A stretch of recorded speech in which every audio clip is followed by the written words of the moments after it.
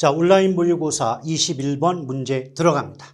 부동산 투자 위험에 관한 설명 틀린 건데요. 1번 수익률의 분포가 정규 분포라면 위험은 표준 편차나 분산으로 측정할 수가 있고요. 또 표준 편차나 분산 값이 클수록 위험의 크기는 높다라고 볼 수가 있겠죠. 2번 법률, 정책, 규제 등의 법적 환경의 변화 때문에 발생하는 위험을 법적 위험이라 한다. 2번은 법적 위험의 뜻 자체니까 어려울 건 없을 것 같고요. 3번 시장 금리가 상승하게 되면 부동산 이외의 대체 투자 자산, 예컨대 주식이다, 채권이다, 정기 예금, 적금 이런 상품을 부동산 대신 투자할 수 있으니까 대체 투자 자산 이렇게 말씀드릴 수가 있어요. 이쪽으로 자금이 이동이 되겠죠. 그럼 부동산 아닌 상품에 자금이 이동이 되면 부동산 자체의 수요는 감소할 수밖에 없지 않겠습니까? 4번 인플레가 발생이 예상돼 앞으로 물가가 오를 것이 예상된다면 금융기관은 물가 오른 만큼 금리를 높일 수 있어야 되기 때문에 변동 금리를 선호할 것이다. 맞죠? 5번 투자자 곰돌이가 8%의 수익률을 예상하고 비상가에 투자한 결과 20%의 수익률을 획득할 수 있었다면 이는 이론적으로는 위험이라고 볼 수 없다. 위험입니다. 왜냐?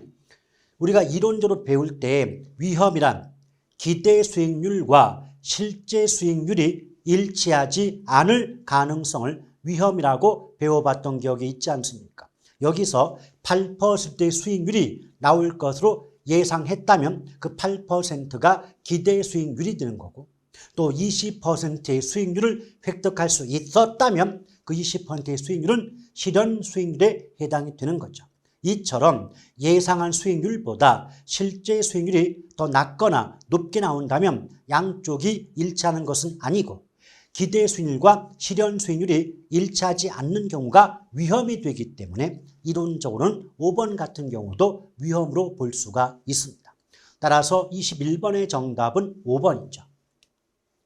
22번 수익률에 관한 설명 중 옳지 않은 것은 1번 요구 수익률은 위험에 대한 보상과 시간에 대한 대가의 합으로 시간 대가에 해당하는 무위험률은 투자자에 따라 자동적으로 적용되므로 잠깐 끊을게요. 이때 시간에 대한 대가 부분이 무위험률인데 제목 자체가 무위험률, 그 말은 뭐죠? 일정한 시간만 지나게 되면 위험 없이 수익을 얻을 수 있기 때문에 무위험 수익률 또는 줄여서 무위험률 이렇게 얘기하고 있어요. 근데 그 무위험률의 가장 대표가 정기예금 금리거든요. 그럼 정기예금 이자율이 예컨대 3.5%라면 가입자가 누구냐에 관계없이 3.5%의 정기예금 이자율은 누구에게나 동일하게 적용이 되고 있지 않습니까? 맞죠? 그런데 그 무위험률이 투자자에 따라서 자동적으로 적용된다 했기 때문에 이미 틀린 문장이죠. 그래서 22번의 정답은 1번입니다.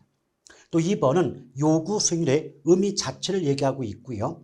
또 3번도 기대 수익률의 뜻, 또 5번 같은 경우도 실현 수익률의 의미 자체를 얘기하고 있죠. 다시 말하면 보기 2번, 3번, 5번은 요구 수익률, 기대 수익률, 실현 수익률이라는 단어의 용어의 의미 자체를 알고 있는가를 물어보고 있습니다.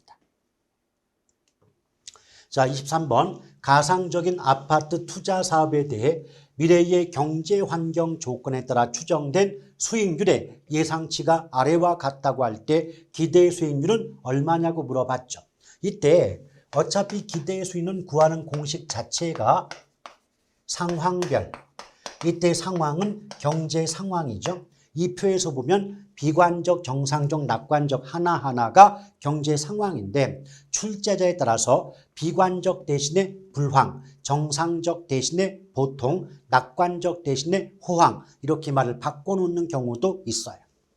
근데 그런 상황별 기대 수익률, 예상되는 수익률에다가 그 수익이 나타날 확률을 곱한 값을 더해주면 기대 수익을 구할 수가 있죠. 근데 공식은 이와 같지만 실제 문제는 간단해요. 자, 비관적일 때 확률 30%죠. 기대 수익률 5%입니다. 그럼 양쪽 모두가 퍼센트가 나오면 한쪽은 숫자로 바꿔서 곱해 주는 게 편하죠. 30% 숫자 바꾸면 0.3, 50% 0.5, 20% 0.2로 바꿀 수 있죠. 그럼 5 곱하기 3, 5, 3, 15인데 가운데 점이 있으니까 1.5. 7, 5, 35인데 역시 가운데 점이 있으니까 3.5. 11 곱하기 0.2는 2.2인 건 아시겠죠? 이것의 플러스 합이죠. 1.5에다가 3.5 더하면 5 나오고 5에다가 2.1 더하면 7.2가 나오니까 이 문제의 정답은 3번이 됩니다. 그래서 이 문제처럼 상대방이 기대 수익을 물어본다면 별 부담 갖지 마시고 수익률, 각각의 환경별로 수익률 나왔고 확률 나오면 양쪽 값 무조건 곱해서 나온 그 값을 합해주면 게임 끝납니다. 24번 부동산 포트폴리오에 관한 설명 중 옳지 않은 건데 1번 효율적 프론티어는 평균 분산 기준에 의하여 동일한 위험에서 최고의 기대 수익률을 나타내는 포트폴리오를 선택하여 연결한 선이다. 맞죠? 그러니까 효율적 프론티어 이 말 대신에 효율적 전선이라고 할 수도 있는 거고요. 또 동일한 위험에서 최고의 기대 수익률을 나타내는 포트폴리오를 선택했다. 이걸 앞뒤를 바꿔서 동일한 수익률 하에서 가장 위험이 낮은 포트폴리오를 선택하여 연결한 선이다라고 해도 맞는 말이 돼요. 2번 효율적 전선상의 포트폴리오는 평균 분산 지배 원리가 작용하지 않으므로 우열을 가릴 수 없다. 맞죠? 3번 공격적 투자자의 무차별 곡선은 보수적 투자자의 무차별 곡선보다 기울기가 작습니다. 그래서 완만한 모습을 보인다. 맞고요. 4번 위험 회피형 투자자 중에서 공격적 투자자는 보수적 투자자보다 위험이 높더라도 예상 수익이 높은 투자를 선택하는 투자자 유형이에요. 그럼 5번 상관계수는 0에서 1 사이의 값을 갖는다. 틀렸죠. 상관계수는 마이너스 1에서 1 사이의 값을 갖지 0이 아니겠죠. 그러므로 24번의 정답은 5번입니다.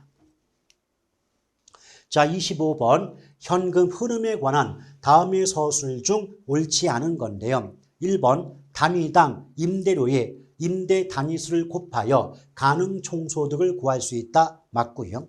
또 2번 순영업소득에 영업경비를 가산 더하여 유효 총소득을 산정할 수 있다. 이게 무슨 말이냐면요. 원래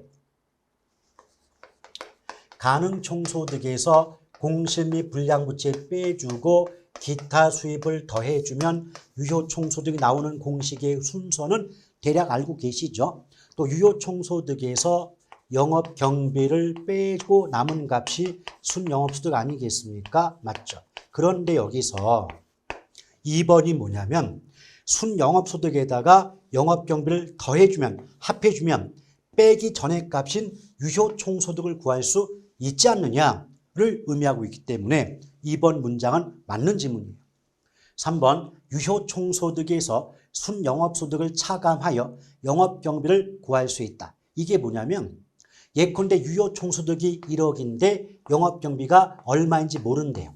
근데 순영업소득이 5천원 나와 있다면 유효 총소득 1억과 순영업소득의 5천만 원의 차액이 영업 경비가 될 수 있지 않겠습니까? 맞죠? 그래서 유효 총소득 1억에서 순영업소득 5천만 원 차감 빼주면 영업 경비를 구할 수 있지 않느냐? 옳은 지문이죠. 4번 유효 총소득은 가능 총소득에서 공실 및 불량부채를 공제 빼주고 구한 값인 건 맞았어요. 근데 가능 총소득보다 항상 작은 값을 갖는다. 항상 작다. 이게 잘못됐죠. 왜냐하면 빼는 값인 공실 및 불량부채액보다 더해준 값인 기타 수입이 더 크다면 가능 총소득보다 유효 총소득이 클 수도 있거든요. 근데 항상 유효가 가능보다 작다고 했기 때문에 틀린 문장이죠. 정답은 4번입니다. 26번 볼게요.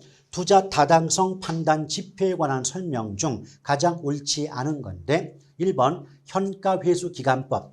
현가회수기간법에서 맨 앞에 현가의 뜻은 현재 가치의 준말이거든요. 그럼 현재 가치가 맨 앞에 제목으로 등장했다는 건 돈 가치를 따지는 방법이라고 볼 수가 있는 거죠. 그래서 화폐의 시간 가치를 고려해서 투자할 만한 가치가 있는가 없는가를 분석하는 할인 기법, 할인 방식에 해당된다 맞습니다. 2번 단순 회수기간법은 회수기간 이후의 현금 흐름을 무시하며 회수기간 설정이 비과학적, 이 말을 다르게 바꾸면 지 맘대로다, 임의적이다, 자의적이다 라고 볼 수가 있겠고, 또한 단순 회수기간법이니까 현가란 말이 안 붙었죠. 그럼 돈 가치를 따지지 않기 때문에 화폐의 시간 가치를 고려하지 않는다 맞죠. 3번 수년가법은 사전에 투자자의 요구 수익률을 결정하지 않아도 된다 틀렸습니다. 왜냐하면 기억나십니까? 순, 요, 내. 수년가법은 요구 수익률로 할인하고 내부순법은 내부 수익률로 할인한다. 따라서 수년가법은 요구 수익률을 알고 있어야만 현재 가치를 구할 수 있기 때문에 수년가법을 적용할 때는 사전에 미리 투자자의 요구 수익률을 알고 있어야 된다는 겁니다. 그런데 지문 속에는 투자자의 요구 수익률을 미리 알지 않아도 관계가 없다고 써놨기 때문에 3번이 틀린 거죠. 수년가가 0일 때 수익성 지수값은 1 된다는 것 익히 알고 계시지 않습니까? 그 다음 5번 수년가법은 가치합산, 가치가산 다 똑같은 말인데 더하기가 된다는 거거든요. 그래서 수년가는 수년가별로 합해주면 합한 값이 나온다. 그런 원리를 가치가산의 원리, 가치합산의 원리가 적용된다 그래요. 그래서 A의 수년가가 325고 B의 수년가가 155면 A 플러스 B의 수년가는 325와 150을 합한 475 값이 나온다. 더하기가 된다. 이걸 가치합산 또는 가치가산의 원리가 적용된다. 이렇게 얘기하고 있는 것뿐입니다. 자, 27번 부동산 금융에 관한 다음의 설명 중 틀린 걸 물어봤는데요. 자, 지분금융 나왔죠? 그럼 지분금융은 지분권을 매각하거나 주식의 발행 등을 통해서 지분이니까 내 돈이겠죠? 그래서 자기 자본을 조달하는 금융수단이다 맞고요. 2번 공모에 의한 증자, 부동산 펀드, 부동산 투자 신탁. 이때 부동산 투자 신탁이 부동산 투자 회사인 리츠예요. 그러면 신조 리증펀, 신디케이트, 조인트 벤처, 부동산 투자회사 리츠, 공모에 의한 증자, 부동산 펀드 5가지는 대표적인 지분금융이라고 배웠던 기억 있을 거예요. 3번 주택 소비금융은 무주택 서민에게 장기 저리로 자금을 대출해 줌으로써 주택 구입 능력의 향상을 목적으로 하는 특수금융이다 맞고, 또 저당에 유동하는 투자자에게 다양한 포트폴리오의 구성을 가능하게 합니다. 그럼 답이 5번 같은데요. 신탁금융, 담보금융, MBS, ABS, 주택상환사채까지는 부채금융이 맞지만 부동산 펀드, 신조 리증펀 여기 보세요. 부동산 펀드, 지분금융에 속한다고 2번에 써놨잖아요. 그렇죠. 그럼 눈썰미가 좋으면 2번에도 부동산 펀드가 있고 5번에도 부동산 펀드가 있는데 한쪽은 지분금융, 한쪽은 부채금융이다. 그럼 몰라도 정답은 2번 아니면 5번 중에 하나가 되겠구나. 이렇게 압축할 수는 있어야 되겠죠. 그래서 27번의 정답은 5번이 됩니다. 28번 주택담보대출에 관한 설명 틀린 건데요. 대출기관은 금리 변동 위험을 보다 신속하게 차입자에게 전가시킬 목적으로 조정 주기가 짧은 것을 선호할 것이다. 맞죠?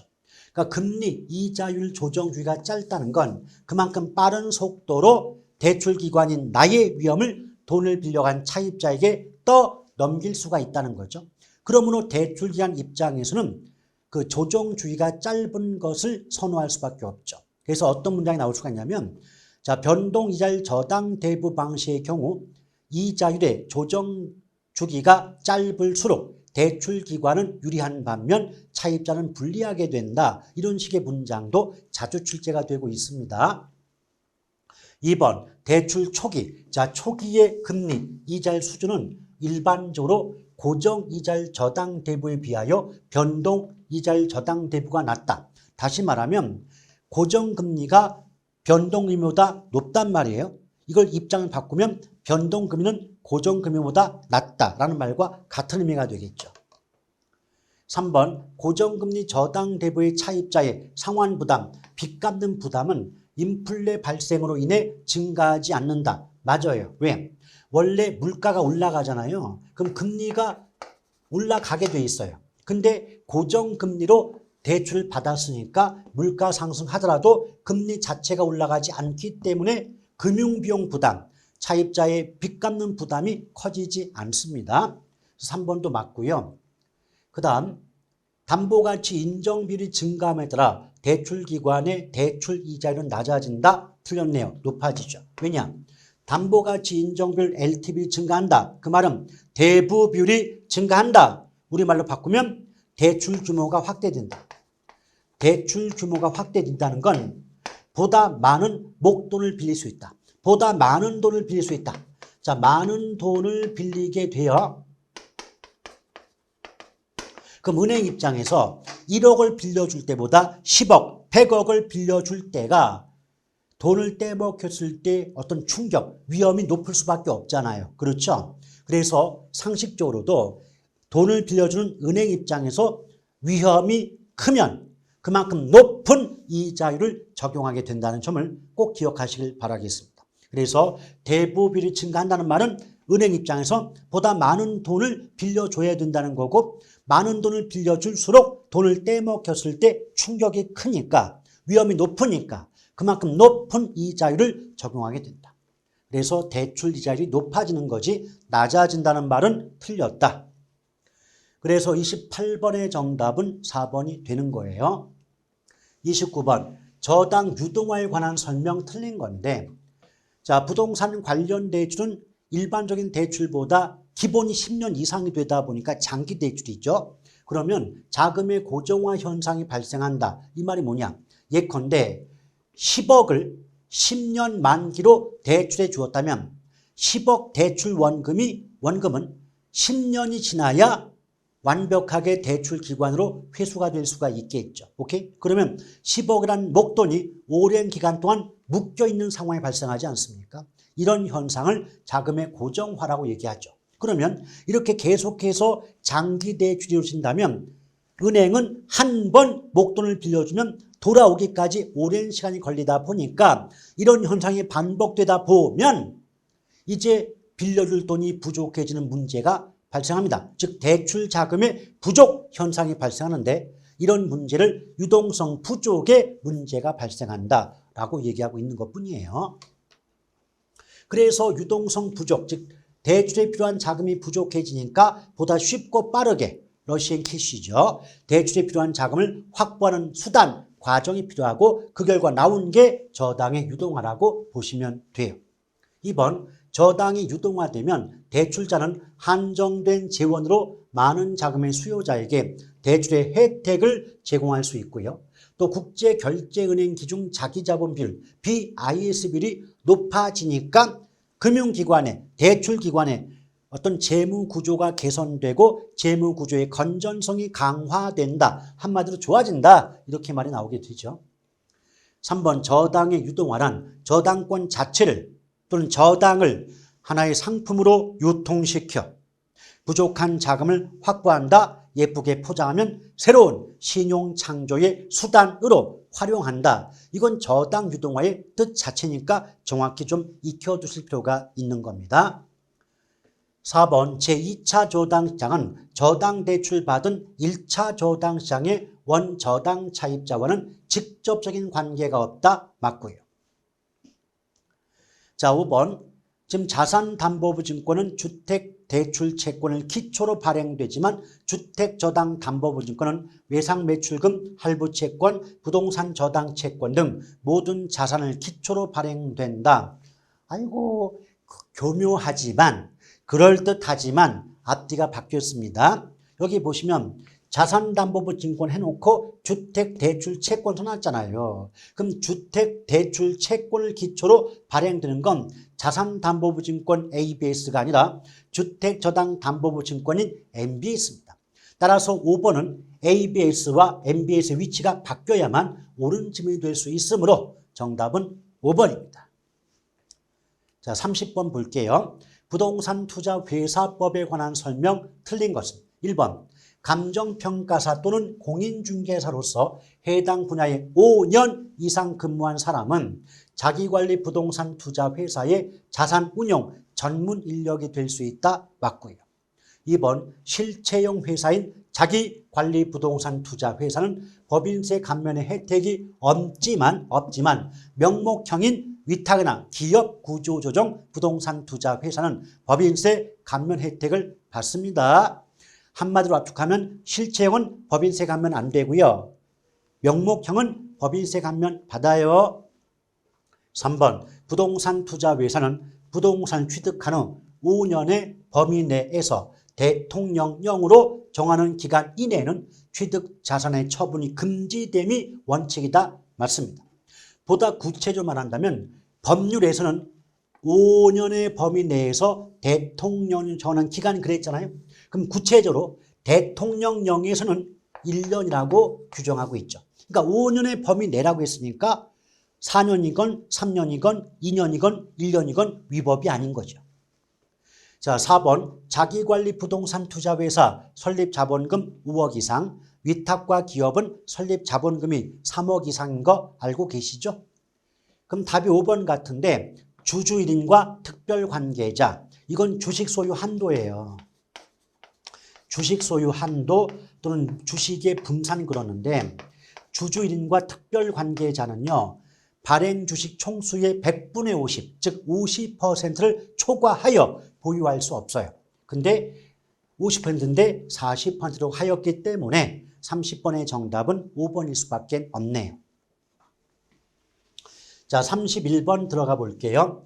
토지 이용과 관련된 현상에 관한 설명 옳지 않은 건데 1번 도심에 인접할수록 집약도가 커지고 외곽으로 나아갈수록 집약도가 작아진다. 다르게 바꾸면 집약도가 큰 경우를 집약적이라고 하고요. 집약도가 작은 경우를 조방적이라고 하거든요.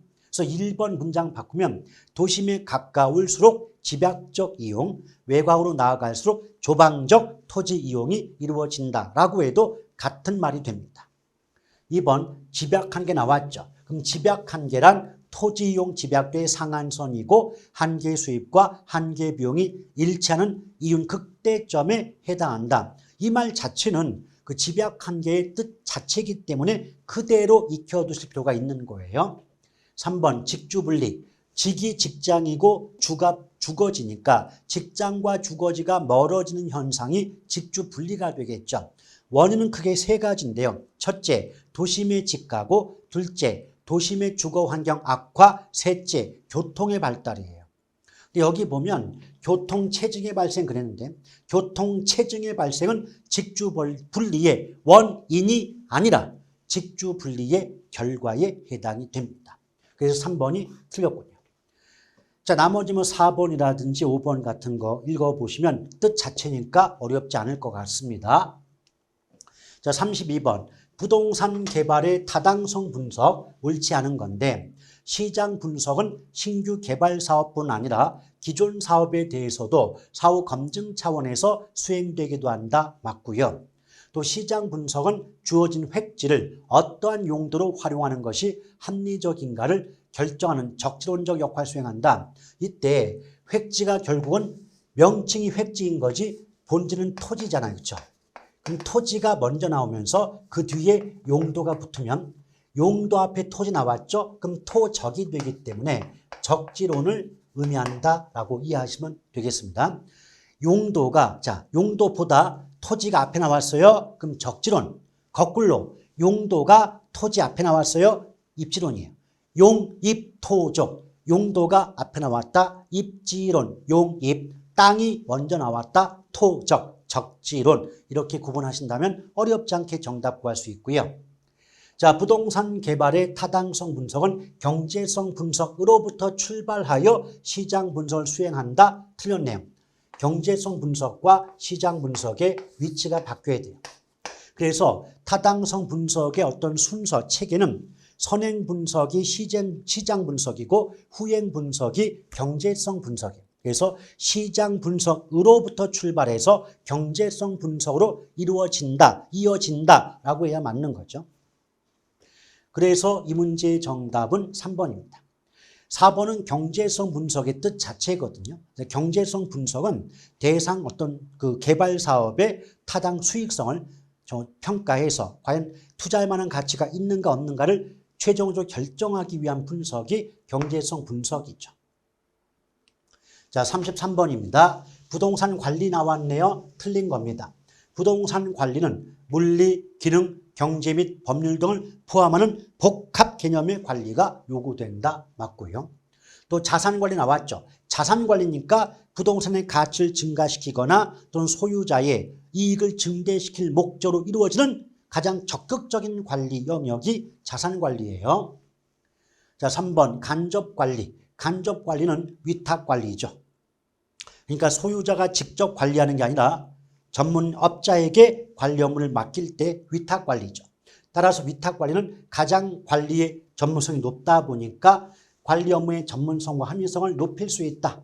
근데 기밀유지나 보안관리 면에서는 소유자가 직접 관리하는 직접관리 방식 또는 자치관리 방식에 비해서는 불리하죠. 4번 자기관리는 기밀유지에 적합하다. 보안관리는 내 걸 내가 직접 관리하는 게 가장 좋겠죠. 또 강력한 지휘 통제력을 발휘할 수 있어 신속한 의사결정이 가능하다까지는 좋았는데 이 자기관리 방식이 다른 관리 방식에 비해서 가장 전문성이 떨어지는 관리 방식입니다. 그런데 자기관리 써놓고 전문적인 관리가 가능하다? 이 말은 나올 수가 없는 거죠. 그래서 33번의 정답은 4번입니다. 34번 부동산 마케팅에 대한 다음의 서술 중 옳은 건데 지금 부동산 시장이 매수자 중심에서 매도자 중심으로 바뀜에 따라서 마케팅이 중시된다. 앞뒤가 바뀌었죠. 매수자와 매도자의 위치가 바뀐 겁니다. 즉 오늘날 부동산 시장은 칼자루를 소비자, 매수자가 쥐고 있기 때문에 매수자에게 아양을 떨고 애교를 부려야 물건을 팔아먹을 수 있지 않느냐. 그래서 마케팅이 중시가 됩니다. 2번 보안설비의 디지털화, 아파트 단지 내 생태공원 조성, 지상주차장의 지하화 등은 4P 믹스 전략 중 대표적인 제품 전략이죠. 판촉 전략이 아니죠. 3번 시장 점유 마케팅은 소비자 중심. 틀렸죠. 시장 점유 마케팅은 성격 자체가 공급자 중심의 마케팅 전략이고 그 속에 4P 믹스와 STP 전략이 포함이 됩니다.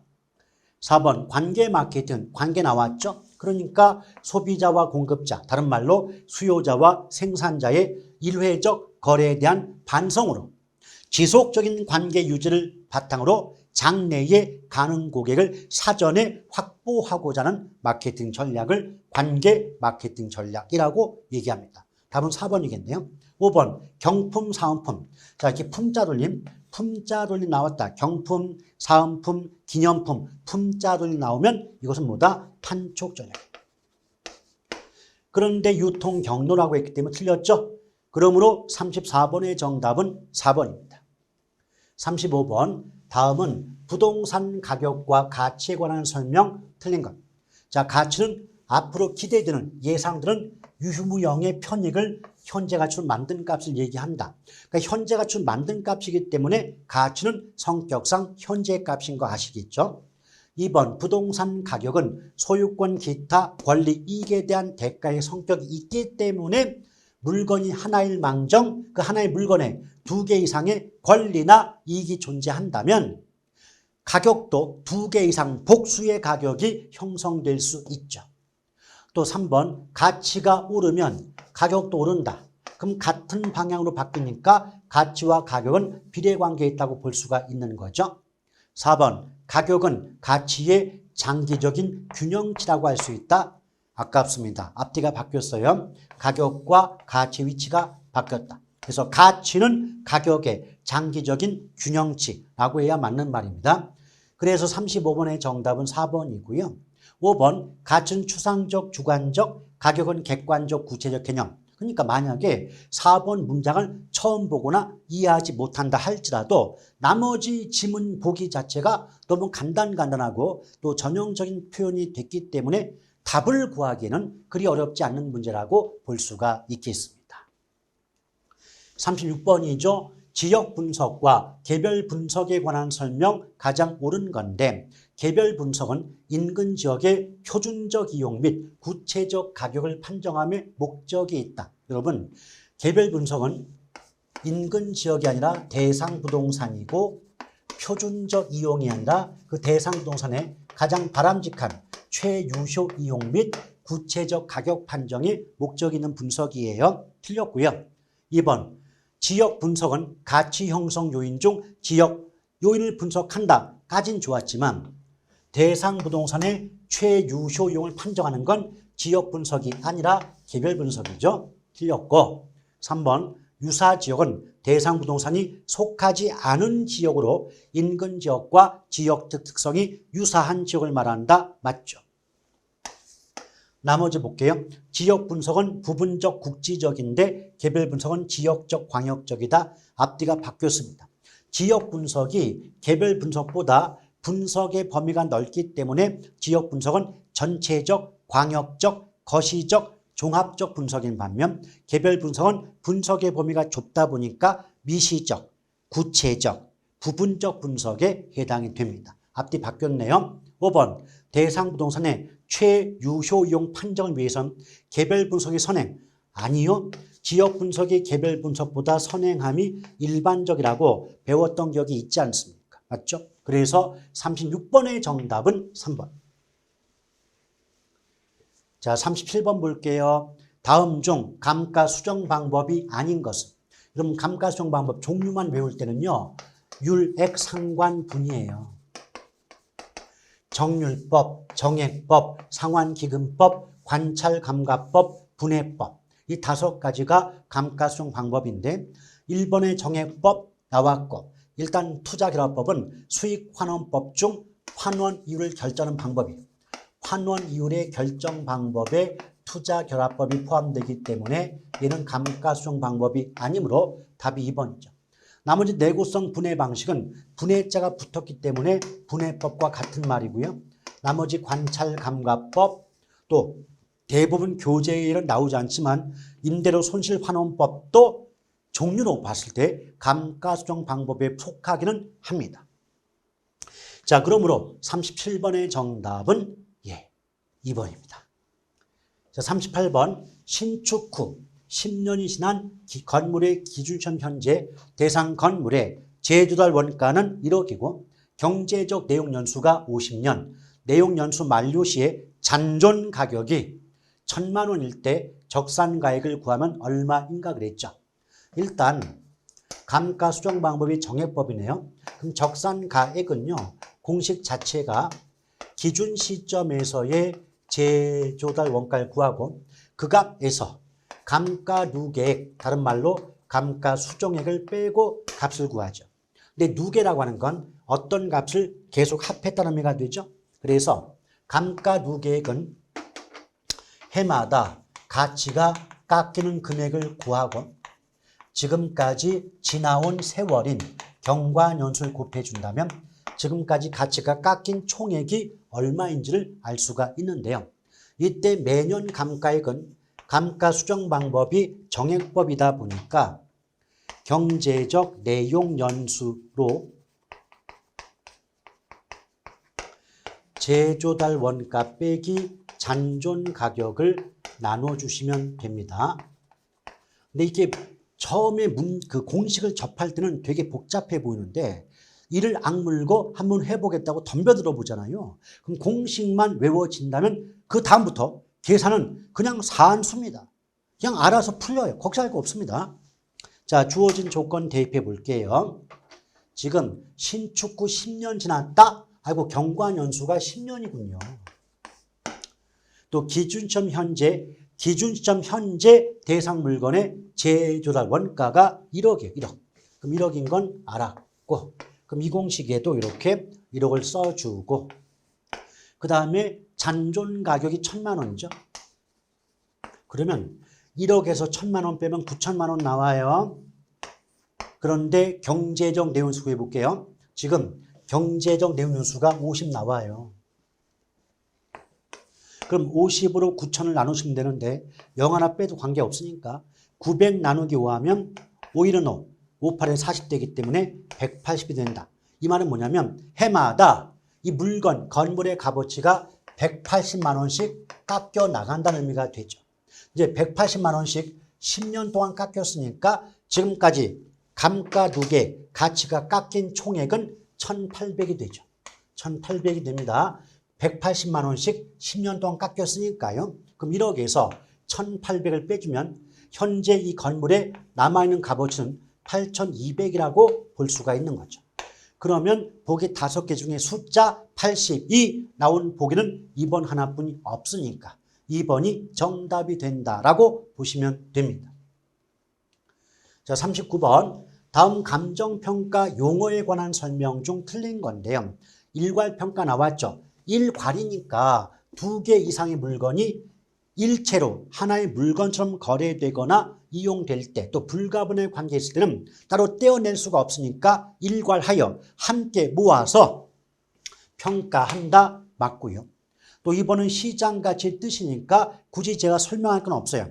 감정평가에 관한 규칙상 시장가치란 감정평가의 대상이 된 토지 등이 통상적인 시장에서 충분한 기간 거래를 위하여 공개된 후 대상 물건의 내용에 정통한 당사자 사이에서 신중하고 자발적인 거래가 있을 경우 성립될 가능성이 가장 높다고 인정되는 대상 물건의 가액을 말한다라고 감평규칙에 규정하고 있죠. 3번. 의뢰인의 요청이 있을 때, 법령에 다른 규정이 있을 때, 또 사회통념상 필요하다고 인정될 때는 특수한 조건을 붙여 감정평가할 수 있다. 이거는 현황 기준 원칙의 예외가 됩니다. 4번 소급평가. 자, 소급이란 말 자체가 과거를 뜻하기 때문에 문장 속에서 과거의 어느 시점, 과거 시점자가 붙으면 어려워하지 마시고 아, 소급평가 얘기하는구나 라고 정답 구하시면 되겠고요. 자, 그 다음 5번 기준 시점이란 감정평가 가액 산정의 기준이 되는 일자는 맞는데 기준 시점은 원칙적으로 대상 물건의 현장조사 완료일이 아니라 가격조사를 완료한 일자가 기준 시점이 됨이 원칙인 겁니다. 다만 기준 시점이 미리 정해져 있을 때는 가격조사가 가능한 경우에 하나여 그 일자를 기준 시점으로 할 수 있다는 예외 규정도 있습니다. 자, 39번 정답은 5번이 되네요.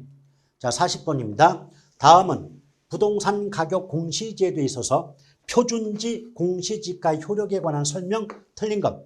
1번 세금이나 개발 부담금 등의 부과 기준된다. 1번이 틀렸네요. 왜냐?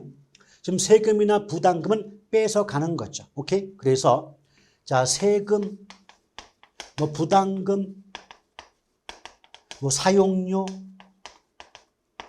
이런 식으로 무엇인가를 뺏는 거죠. 자, 뭔가 뺏는다. 이 뺏는 것의 기준은 무조건 개별입니다. 그러니까 땅 같으면 개별 공시지가가 되는 것이고 또 그다음에 집이면 개별 주택 가격이죠. 그래서 절대로 이 세금이나 부담금 이런 말과 섞어 쓸 수 없는 말이 표준이에요. 그러니까 표준지가 됐건 표준주택이 됐건 표준자가 나왔는데 세금 부담금자가 붙으면 무조건 궁합이 맞지 않아서 원진살, 상충살, 백호대살이 모두 끼어가지고 절대 연결되면 안 되는 아주 안 좋은 궁합이에요. 아시겠죠? 다시 한번 표준자가 나왔는데 뭔가 뺏는다. 세금 부과한다. 부담금 부과한다. 사용료 징수한다. 이런 말은 표준과는 절대로 섞어 쓸 수 없기 때문에 이 문제의 정답은 1번입니다. 나머지 토지거래 지표다. 토지시장의 지가정보를 제공한다. 대표적인 표준지 공시지가 효력이라고 보시면 되겠습니다. 자, 이렇게 해서 온라인 모의고사 1회차 40문제 설명 모두 마쳤는데요. 아마 여러분이 생각했던 것보다 문제는 그렇게 어렵게 보이지 않는데 막상 접하고 정답을 구했을 때 이 내가 알았던 거하고 또 내가 찍었던 정답과 은근히 맞지 않는 경우 많으실 것 같아요. 근데 이것은 바로 어쩔 수 없는 진행 과정이죠. 무슨 말이냐? 우리가 어떤 설명을 듣고 알아듣는 것, 이해하는 거하고 실제 문제를 푸는 거하고는 개념 자체가 달라요. 즉 내가 이해했다고 해서 내가 알아들었다고 해서 문제가 풀리는 게 아니라는 겁니다. 아시겠죠? 그렇기 때문에 알아들었지만 계속 반복해서 익숙해지고 또 한 번 듣고 이런 지속적인 꾸준한 학습이 반드시 요구된다고 다시 한번 강조를 드리고 싶은 겁니다. 자, 모의고사 보시느라고 대단히 고생들 많으셨고요. 다음 시간에 다시 뵙도록 하겠습니다. 수고하셨습니다.